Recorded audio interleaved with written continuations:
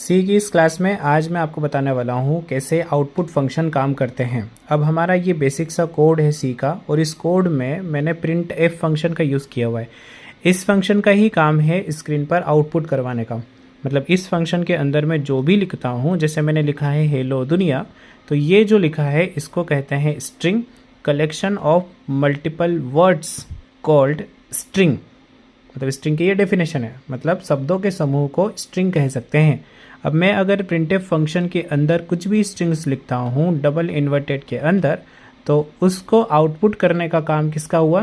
Printf function का। यही function हमारा आउटपुट फंक्शन होता है जो स्क्रीन पर आउटपुट करने का काम करता है। जैसा कि हमको पता है कि कंप्यूटर की प्रोसेस में इनपुट और आउटपुट होता है, तो इनपुट तो हमारे द्वारा दिया हुआ और आउटपुट सिस्टम के द्वारा दिया हुआ। मतलब सिस्टम हमको स्क्रीन पर आउटपुट करके दिखाता है जब हम प्रिंटफ फंक्शन को रन करते हैं तब। ये भी एक फंक्शन है इंटीजर मेन फंक्शन, जिसके अंदर प्रिंटफ फंक्शन रहने वाला है।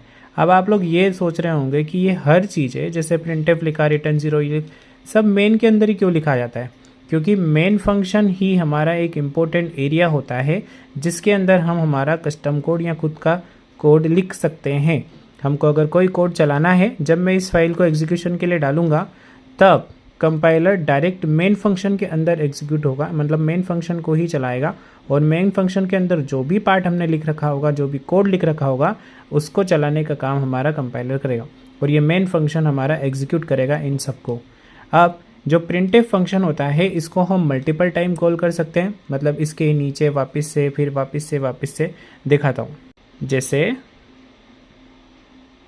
इस टाइप से, मतलब मल्टीपल टाइम मैं इस प्रिंटफ फंक्शन को कॉल कर सकता हूँ और बार बार कुछ भी अलग अलग प्रिंट करवा सकता हूँ। लेकिन आपको आउटपुट इस टाइप से नहीं आएगा। ये फर्स्ट, फिर नेक्स्ट लाइन में हेलो दुनिया, फिर नेक्स्ट लाइन में अगला आउटपुट, फिर नेक्स्ट लाइन में अगला आउटपुट, ऐसा आउटपुट नहीं आएगा। आपको आउटपुट आएगा एक सिंगल लाइन के अंदर। मतलब आएगा ऐसा हेलो दुनिया, फिर आगे का प्रिंटफ वाला आउटपुट, फिर आगे का, मतलब ऐसे चलता जाएगा।